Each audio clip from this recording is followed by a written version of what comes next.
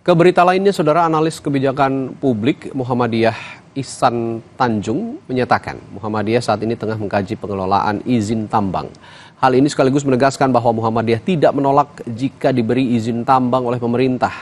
Ditemui usai rapat tentang pengelolaan izin tambang di Komisi 3 DPR RI, pengamat kebijakan publik Muhammadiyah Ihsan Tanjung menyatakan bahwa pendapat Ketua Umum Muhammadiyah yang menjadi pegangan terkait keputusan izin tambang.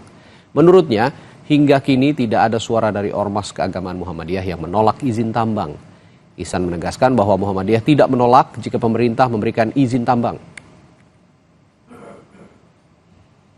Memang itu menjadi suatu kebutuhan dan dianggap oleh Muhammadiyah bagian yang mampu dilakukan, pasti Muhammadiyah akan kerjakan.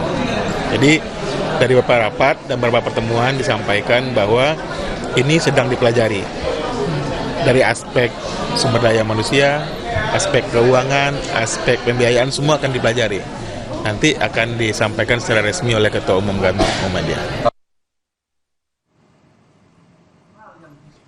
Sementara Wakil Ketua Komisi 8 DPR RI, Edi Suparno, meminta untuk Ormas Keagamaan sebagai pihak yang menerima izin tambang untuk tetap berhati-hati dan memenuhi kepatutan. Edi pun menambahkan pertambangan harus memiliki standar pengelolaan lingkungan agar ke depannya pertambangan bisa berlanjut dengan memperhatikan faktor-faktor yang baik untuk lingkungan. Pengelolaan lingkungannya sudah ada standarnya, AMDAL-nya sudah ada standarnya, bagaimana kemudian melakukan reklamasi pasca tambang itu juga sudah ada standarnya.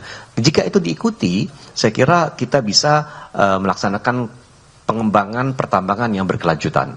Memang tidak bisa sempurna, kembali lagi ini adalah sektor industri ekstraktif, sehingga memang ada dampaknya, ada bekasnya. Tetapi bagaimana kita bisa meminimalisir hal tersebut.